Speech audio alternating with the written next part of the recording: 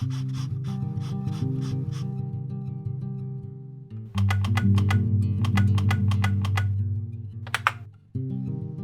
world! It's time to dig into the ScrawlrBox of March 2020 and get our minds a bit into the imagination. Because this month's challenge is Imaginarium, a place dedicated to imagination.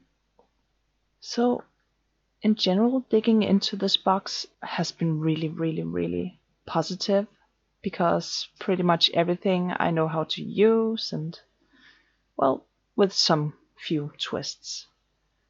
And all of the items actually felt really nice to use as well. Not just the general tactile feedback of them, but just in general.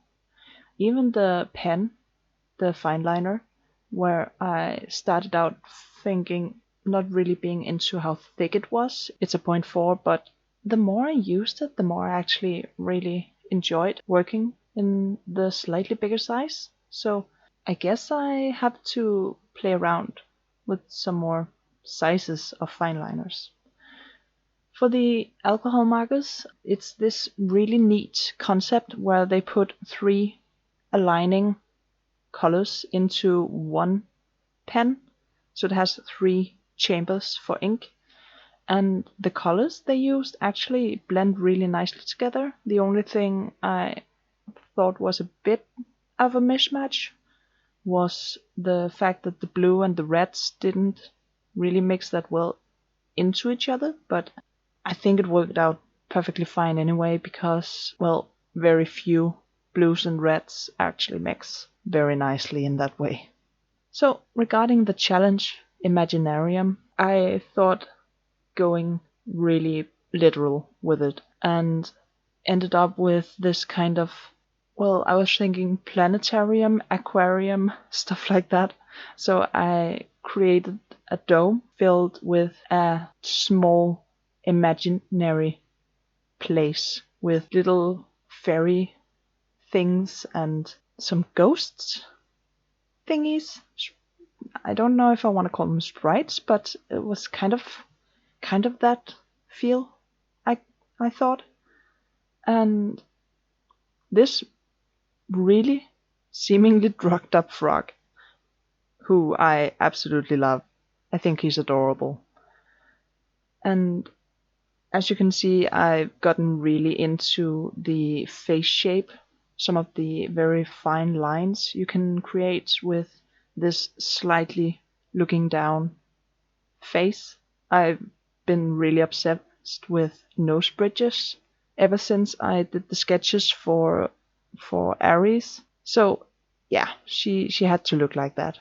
As said, I was really surprised about how much I actually got into the thickness of this pen. It was incredibly nice to work with. Just in general, I could even get a little bit of differentiating lines from it, but not too much. So it was like a really alsidig, what's it called? Um, it's a really nice pen. I can use it for all kinds of stuff. So now I'm just lining all of the little ideas and whatnots. And the only gripe I may have with anything in the box is the eraser.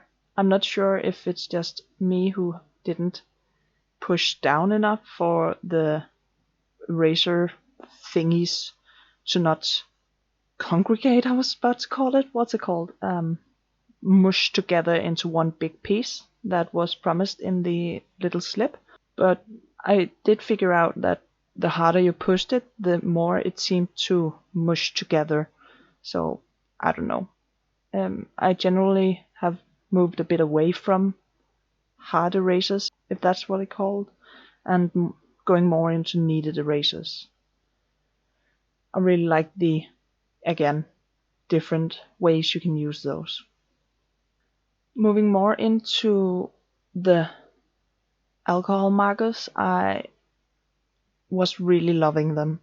The first thing I was worried about when looking at them and figuring out how they worked, and it was having to be more observant about which end of the spectrum I was working with.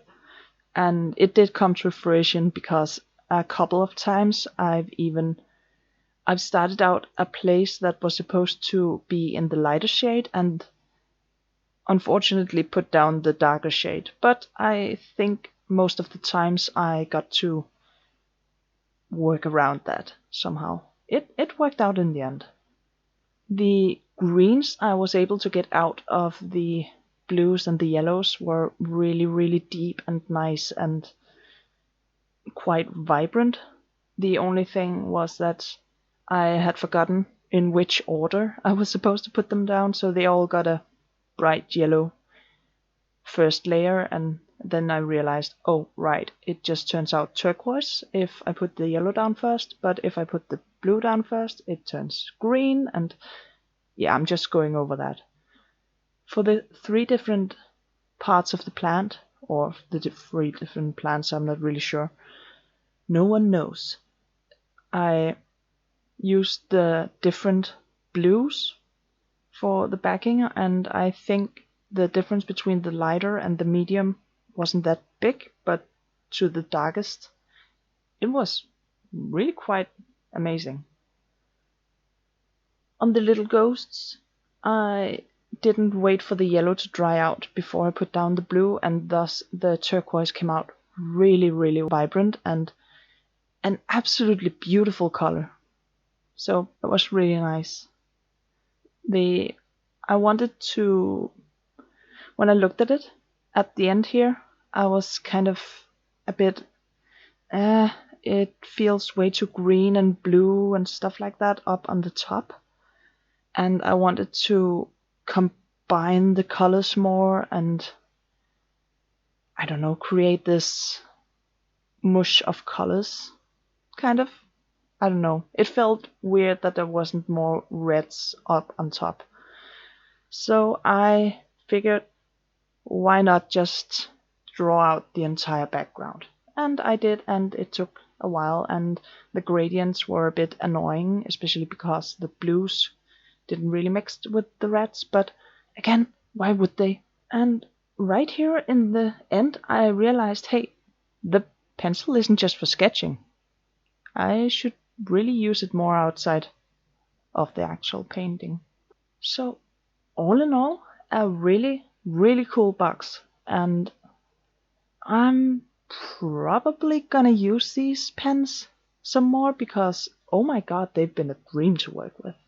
Anyway, this is the final piece. Take care, stay safe, see ya.